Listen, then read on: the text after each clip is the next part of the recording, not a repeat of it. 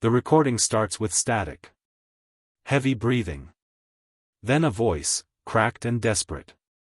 "This is Malcolm Graves. October 17th. If anyone finds this, don't come looking for me. Don't come to these woods. I was wrong. God help me, I was wrong about everything." The audio cuts to silence. Then a sound like a tree snapping in half. A distant roar that doesn't belong to any animal you've ever heard. And then nothing. When they found Malcolm Graves' camp 3 days later, it looked like something had reached down from the sky and crushed it flat. Tents torn like paper. Steel equipment bent into impossible angles. His satellite phone shattered into dust.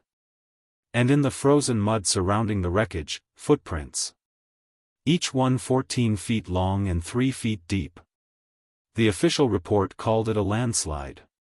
But landslides don't leave axe marks on the trees. And they don't explain the smell, sulfur and pine sap and something older, something that made the search and rescue team turn back before they reached the treeline. Malcolm Graves spent 40 years building an empire on the bones of America's forests. He clear-cut mountains, bribed senators, turned wilderness into subdivisions and quarterly profits. He was ruthless, methodical, and utterly convinced that nothing in this world existed beyond what could be measured, bought, or destroyed.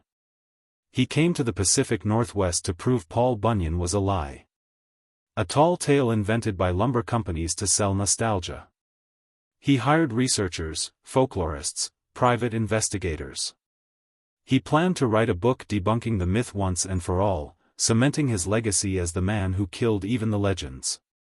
Turns out, you don't need to believe in legends for them to ruin your life. This is the story of what happened in those woods. The story they didn't want told. The story Malcolm Graves tried to bury along with everything else he destroyed. But some truths are too big to stay hidden. Malcolm Graves was born in Philadelphia in 1958, the son of a failed contractor who drank himself to death before Malcolm turned 12. He learned early that the world respects only one thing: power. Not kindness. Not fairness. Power. By 30, he owned 3 timber companies. By 40, he controlled logging operations across 7 states. By 50, he was worth $900 million and answered to no one. But money couldn't fill the hollow space where other men kept their peace. Malcolm didn't sleep well. He saw his father's face in every mirror, heard the old man's voice telling him he'd never amount to anything. So he built higher, cut deeper, pushed harder. He convinced himself that if he could conquer every forest, silence every critic, debunk every myth, he'd finally prove he mattered. That's what brought him to Paul Bunyan. The legend annoyed him. It represented everything he despised: sentimentality, nostalgia, the idea that something could be bigger than human ambition. So Malcolm launched what he called the Bunyan Project. He assembled a team of historians, mythbusters, and cynics. Their mission: prove conclusively that Paul Bunyan never existed, that the stories were fabrications, corporate propaganda, nothing more than marketing for 19th-century lumber barons. What Malcolm didn't know, what he couldn't know, was that Paul Bunyan was real. But not in the way the stories said. Paul wasn't born from winter snow and starfrost like the tales claimed. He was born in 1832 in the backwoods of Maine, the 7th son of a French-Canadian logger. He grew. And grew. And kept growing. By age 10, he stood 9 feet tall. By 15, 12 feet. By 20, he'd reached his full height of 17 feet and 4 inches, a genetic anomaly the doctors called gigantism but the locals called a curse. His parents died when he was young. Pneumonia took his mother. His father fell from a ridge while cutting timber, his body found 3 days later at the bottom of a ravine. Paul buried them himself, carving their names into a white pine that still stands today, or stood, before Malcolm Graves' crews took it down. Paul learned to swing an axe because it was the only work a giant could do. The only place he fit was in the wilderness, where trees didn't judge him and silence felt like mercy. He worked alone for decades, moving from camp to camp, state to state, always drifting, always apart. And then he found Babe. Not a blue ox of legend. Babe was a bull moose, massive even by moose standards, dark as wet bark and just as stubborn. Paul found him caught in a trap near the Canadian border, leg shattered, dying slowly. Paul freed him, splinted the leg with birch branches and rope, stayed with him through the winter. When spring came, Babe followed Paul into the woods and never left. They became inseparable. Two outcasts, too big for the world, finding solace in each other's company. Paul talked to Babe the way other men talked to God. And sometimes, in the quiet moments between the axe swings, Paul swore Babe understood. But Paul Bunyan carried something heavier than his axe. He carried guilt. In 1889, Paul made a mistake. He was hired by a company to clear a valley in Oregon. They didn't tell him the valley was sacred ground, that the local tribes had protected it for generations. They didn't tell him about the old growth, the trees that had stood since before Europeans arrived, trees that held something deeper than wood and sap. Paul cut them down anyway. He was young, desperate for work, eager to prove his worth. He ignored the warnings, the signs, the way the forest seemed to breathe around him. He cut until the valley was bare. And when the last tree fell, something woke up. The locals called it the warden. An entity older than memory, bound to the forests, born from the roots and soil and ancient silence.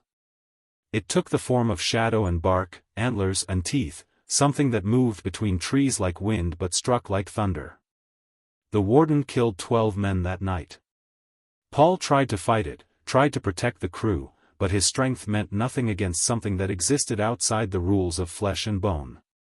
The warden destroyed the camp, scattered the survivors, and vanished into the wilderness. But before it left, it marked Paul Bunyan. Not with scars. With purpose.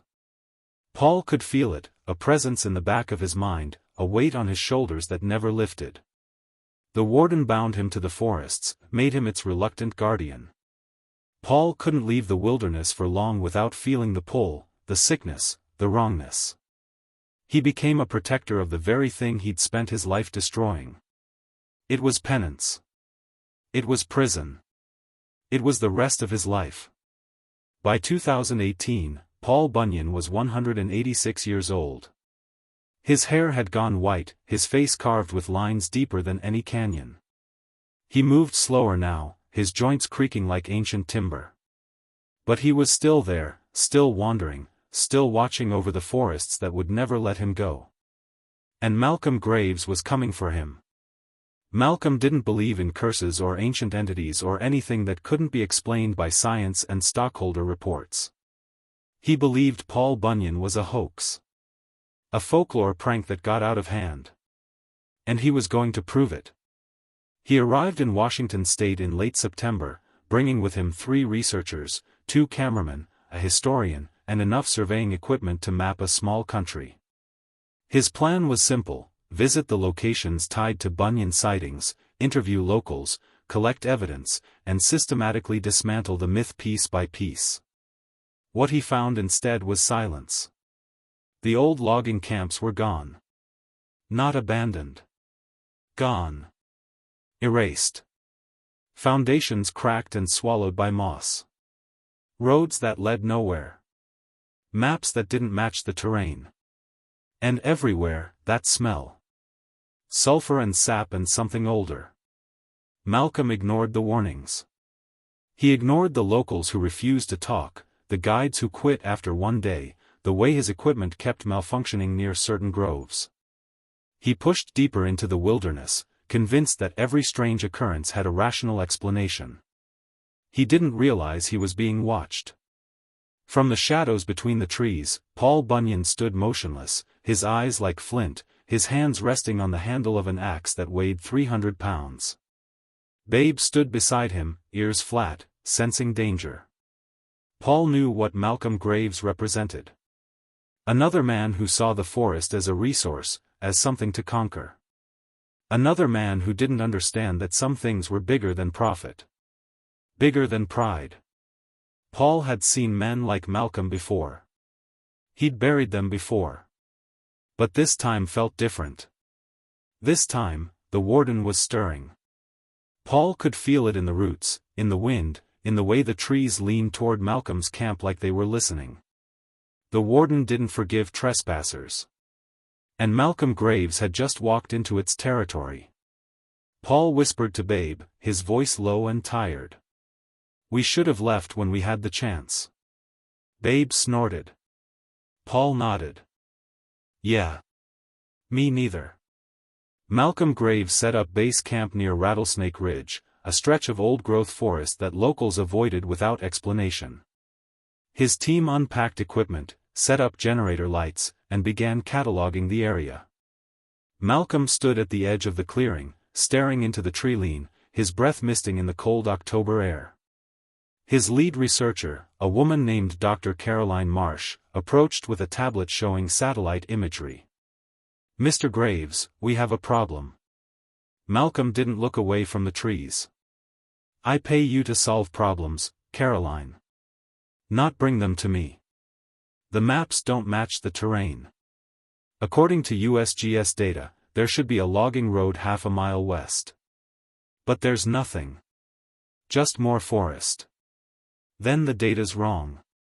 Sir, this data is from 2015. Roads don't just disappear." Malcolm finally turned to her, his expression flat. "Roads get reclaimed. Nature takes back what we don't maintain. It's not complicated." Caroline hesitated, then handed him the tablet. "There's more. The soil samples we took this morning? They're showing trace amounts of manganese and iron at levels that shouldn't be possible in this ecosystem. And the tree growth patterns are wrong. Some of these pines are showing rings that suggest they're over 600 years old, but that's impossible. This area was logged in the 1920s. Malcolm stared at the screen, his jaw tight. "Get better samples. Sir. Get better samples." Caroline left without another word. Malcolm turned back to the forest. The trees were tall, dense, their canopy blocking most of the afternoon light. The silence was absolute. No birds. No insects. Just wind moving through branches like breath. He told himself it was nothing. Just a forest. Just wood and dirt and empty superstition. But deep down, in a place Malcolm refused to acknowledge, he felt it. The wrongness. The sense that he was standing in a place that didn't want him there. That night, the first incident occurred. Malcolm was in his tent reviewing notes when he heard shouting. He grabbed a flashlight and stepped outside to find his team gathered near the equipment storage.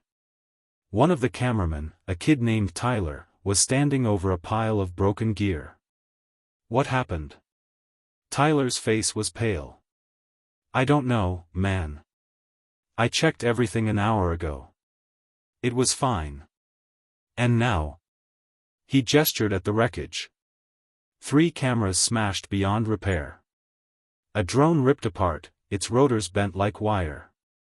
The hard drives cracked open, their data corrupted. Malcolm's face darkened. "Who did this?" No one answered. "This is sabotage. Someone broke into our camp and destroyed this equipment. I want to know who." Caroline spoke quietly. "Mr. Graves, no one broke in. We've had people on watch since we arrived. No one came near the equipment. Then explain how 3 cameras got destroyed." "I can't." Malcolm turned to the others. "Check the perimeter. Set up motion sensors. I want a record of every single thing that moves in this camp." They moved quickly, eager to escape his anger. Malcolm stood alone in the clearing, the flashlight beam cutting through the darkness. He could feel his pulse in his temples, that familiar rage building, the need to control, to dominate, to fix. And then he saw them.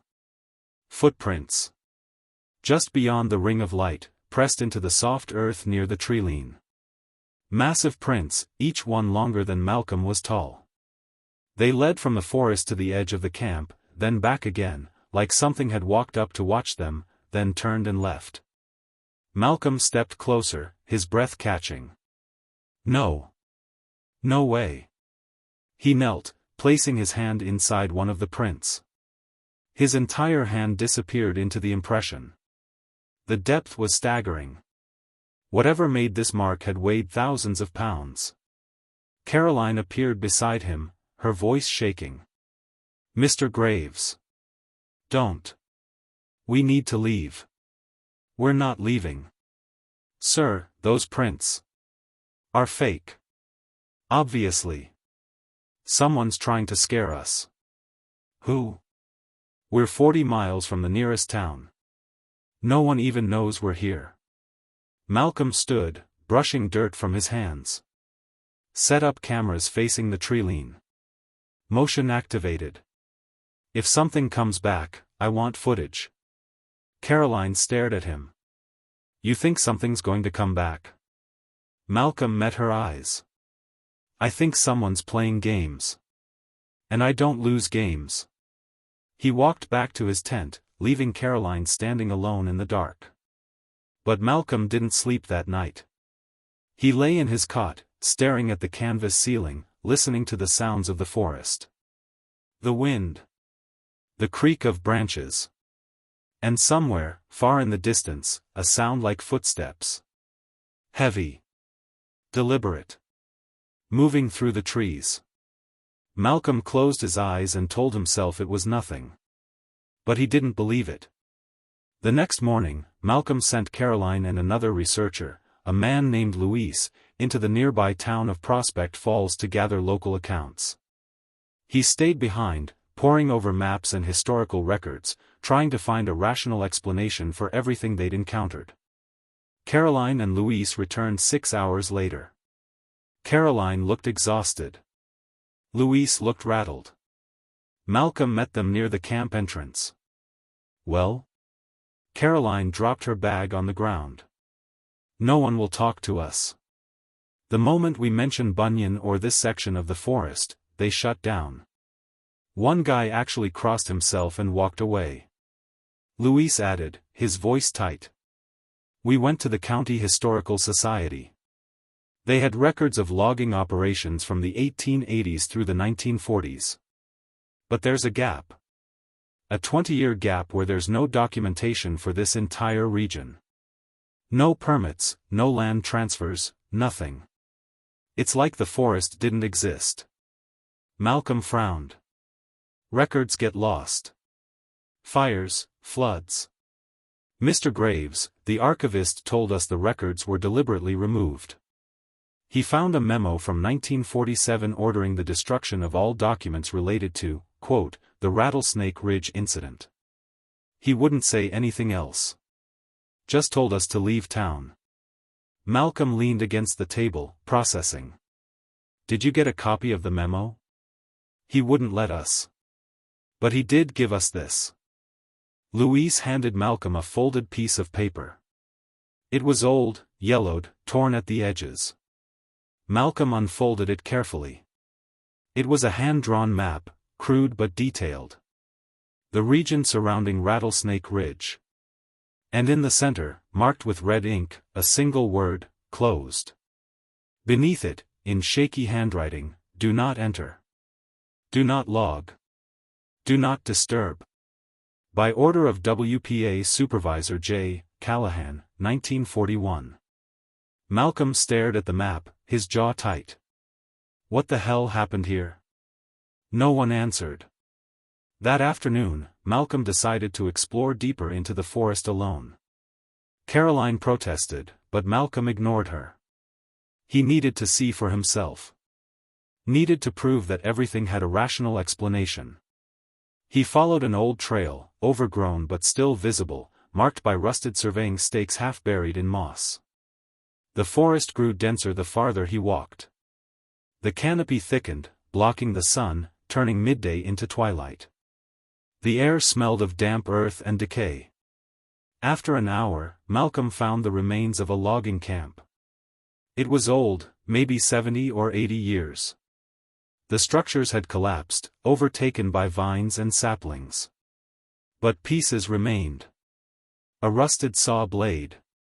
A broken axe handle, the wood blackened and split. A metal sign, corroded but still readable, Pacific Northwest Timber Co., EST 1938. Malcolm moved through the ruins slowly, his footsteps muffled by moss. He found a bunkhouse, its roof caved in, the interior filled with rotting furniture and debris. He stepped inside, careful not to disturb anything. In the corner, half buried under fallen beams, he found a footlocker. Malcolm pulled it free, the metal groaning. The lock was broken. He opened it. Inside were personal belongings. A pipe.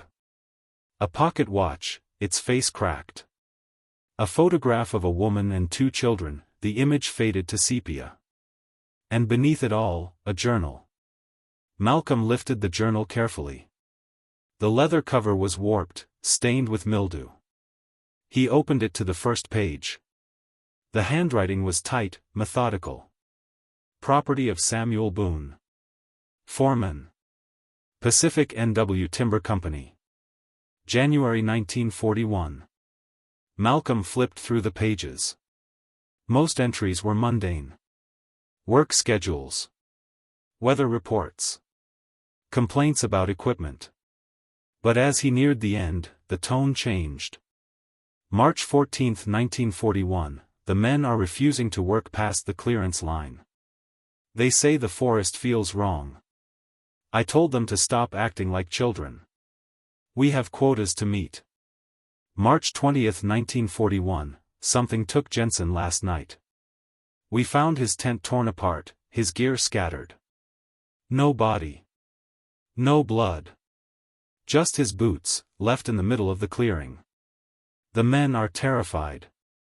March 23, 1941, we're leaving. The company can go to hell. Whatever's in these woods, it doesn't want us here. I saw it last night. Tall as the trees. Moving between the shadows. It looked at me. God help me, it looked at me and I felt it in my bones. We're not supposed to be here. March 25, 1941, we tried to leave. The road's gone. Just forest now. The trucks won't start. The radio's dead. It's playing with us. Waiting. The final entry was scrawled, almost illegible. March 27, 1941, it came into camp tonight. I saw it up close. Not a man. Not an animal. Something else. Boone is dead. Carter is dead. I'm the only one left. If anyone finds this, don't come looking. Let the forest keep its secrets. The journal ended there. Malcolm closed it slowly, his hands shaking. He stood in the ruined bunkhouse, surrounded by the ghosts of men who never made it home. He told himself it was just a story. A campfire tale that got written down. Nothing more. But his hands wouldn't stop shaking. Malcolm left the camp, carrying the journal. He walked quickly, almost running, the forest pressing in around him. The trees seemed taller now, closer, their branches reaching toward him like fingers. And then he heard it. A sound like breathing. Deep. Slow. Coming from everywhere and nowhere. Malcolm stopped, his heart hammering. He turned in a circle, scanning the trees. Nothing. He continued walking, faster now, the trail barely visible. The breathing followed him. Steady. Patient. And then he saw the footprints. Fresh prints, pressed into the earth directly across his path. Each one massive, inhuman. They led off the trail, deeper into the forest, toward a section so dark Malcolm couldn't see more than a few feet in. He stood at the edge, staring into the darkness. A voice in his head, quiet and insistent, told him to turn back. To leave. To run. But Malcolm Graves didn't run. He stepped forward, into the dark. And something stepped forward to meet him. Malcolm saw him for the first time in that darkness between the trees. Paul Bunyan stood 17 feet tall, his body broad and weathered like an ancient redwood.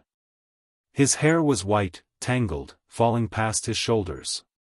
His face was lined with age and grief, his eyes pale blue and impossibly sad.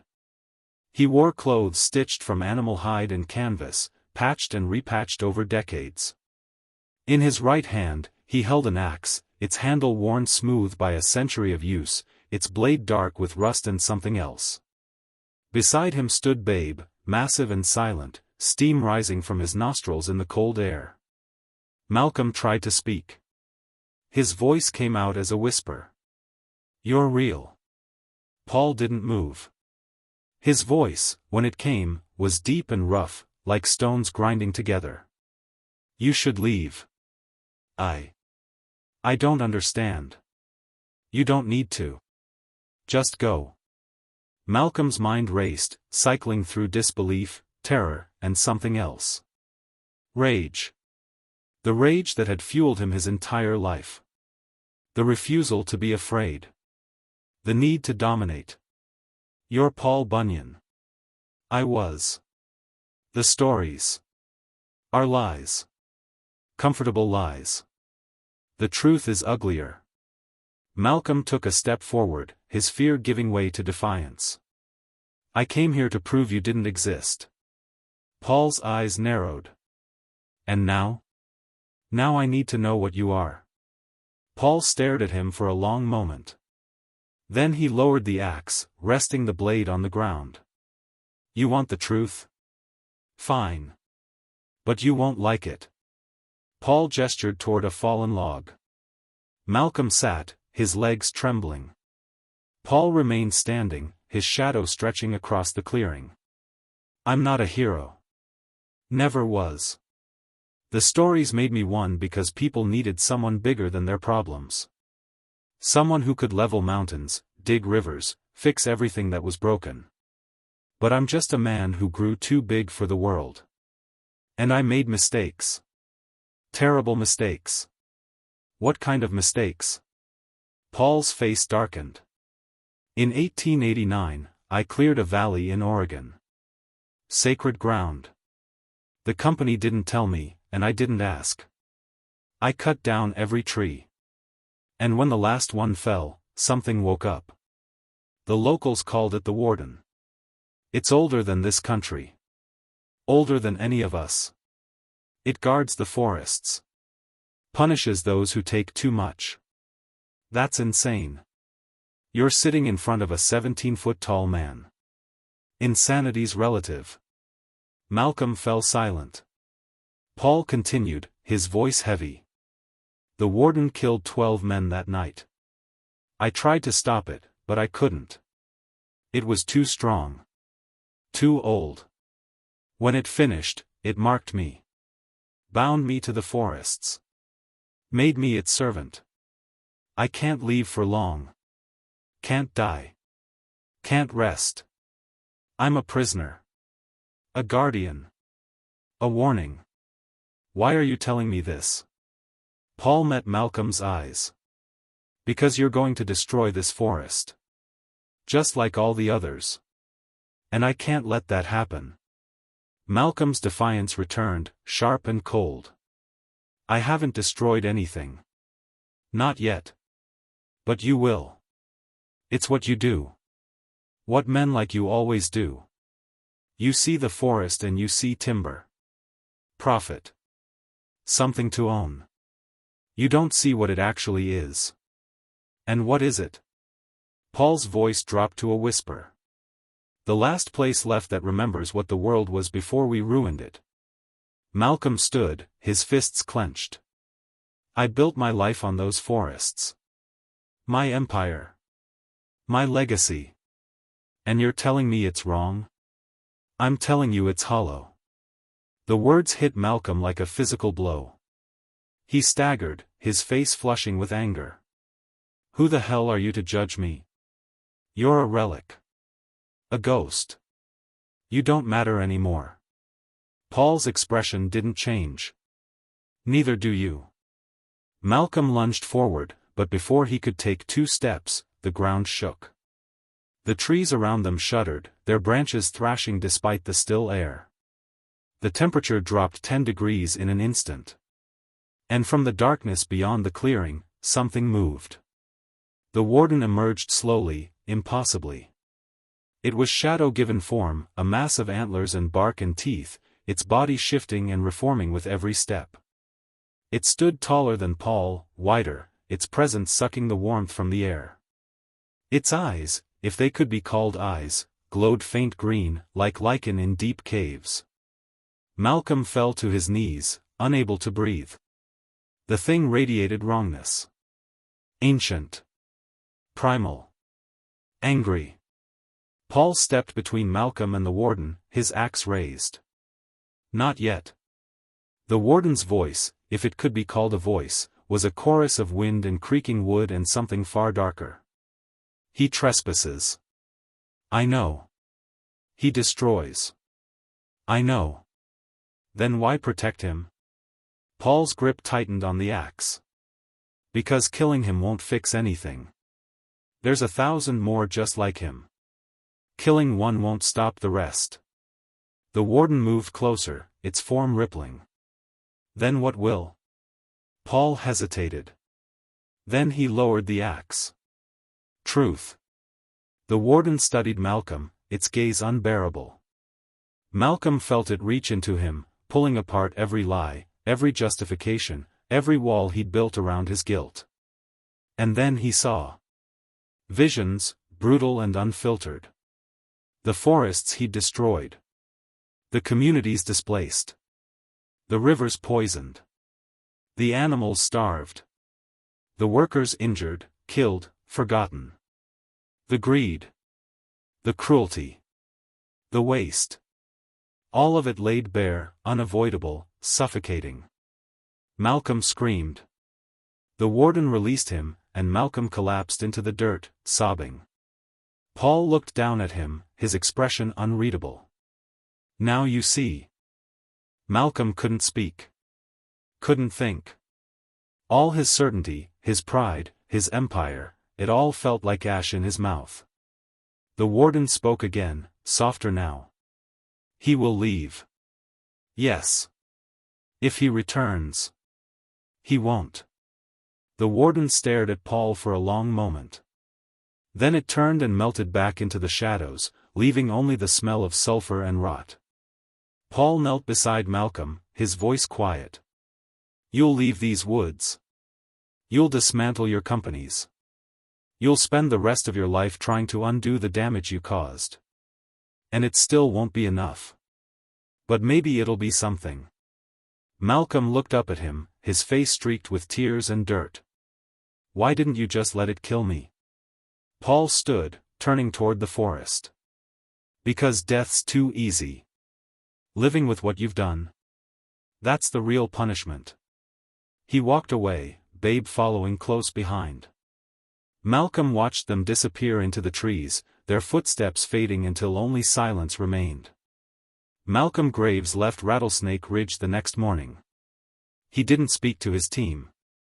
Didn't explain. He packed his things, climbed into his truck, and drove away without looking back. Caroline and the others followed, confused and shaken. They abandoned the equipment, the research, everything. The camp was left to the forest. Within a week, it was gone. Reclaimed. Erased.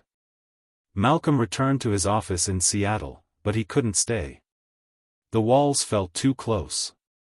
The city too loud. Every tree he saw reminded him of what he'd witnessed. Every news report about deforestation felt like an accusation. He started liquidating his assets. Sold his companies one by one, quietly, without fanfare. He donated millions to conservation groups, land trusts, reforestation projects. He didn't do press releases. Didn't seek recognition. He just gave it all away, trying to empty the guilt that sat in his chest like a stone. His colleagues thought he'd lost his mind. His lawyers tried to stop him. But Malcolm didn't care. The empire he'd spent his life building felt like a monument to nothing. He tore it down faster than he'd built it. 6 months later, Malcolm Graves disappeared. Some say he moved to Alaska, living in a cabin off the grid. Others claim he went to South America, working with indigenous communities to protect the rainforest. A few believe he went back to Rattlesnake Ridge and never came out. The truth is simpler, and sadder. Malcolm Graves wandered. From forest to forest, state to state, trying to see the world the way Paul Bunyan saw it. Trying to understand. He volunteered with conservation crews, planting trees, clearing invasive species, repairing trails. He worked without speaking, his hands rough and calloused, his body shrinking under the weight of manual labor and penance. He never spoke about what happened in those woods. Never told anyone about Paul Bunyan or the warden or the truth he'd been forced to see. He carried it alone, a burden too heavy to share. One evening, sitting by a campfire in Montana, a young forestry student asked him why he gave everything up.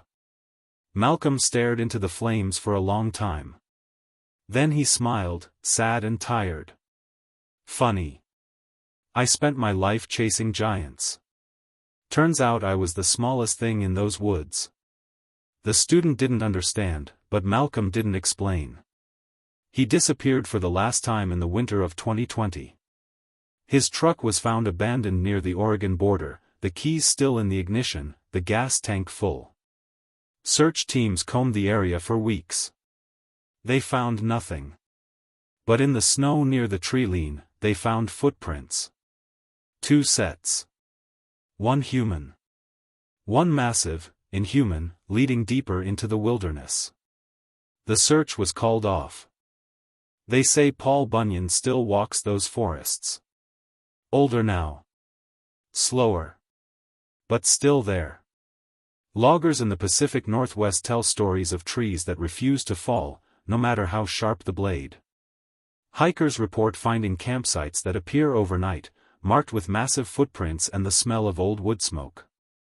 Rangers talk about areas where their equipment fails, where compasses spin uselessly, where the forest itself seems to push them back.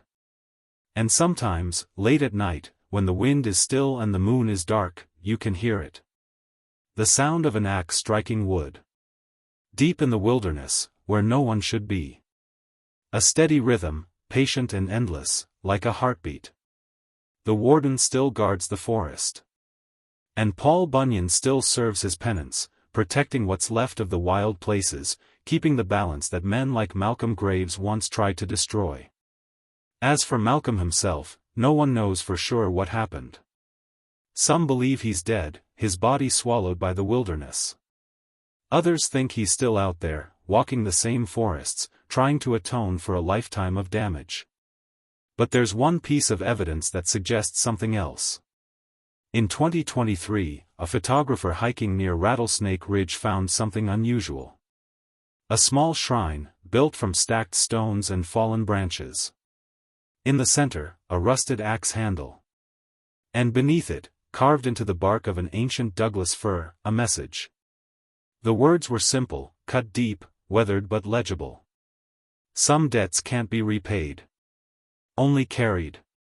No signature. No explanation.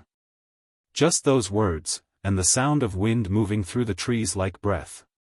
The photographer took a picture. The image went viral for a day, then faded into obscurity, another curiosity from the endless wilderness. But if you look closely at the photo, in the background, barely visible between the trees, there's a shape. Massive. Human. Watching. The forests remember. The forests always remember. And in the deep places where the old world still breathes, where myths walk and men answer for their sins, the truth waits. Paul Bunyan was real. Is real. A guardian bound by guilt, a giant made small by consequence, a legend carved from tragedy and time. And every tree that still stands, every forest that remains, every wild place not yet destroyed, they exist because he's still there. Still watching. Still protecting. Because some stories are too big to stay buried. And some giants never die.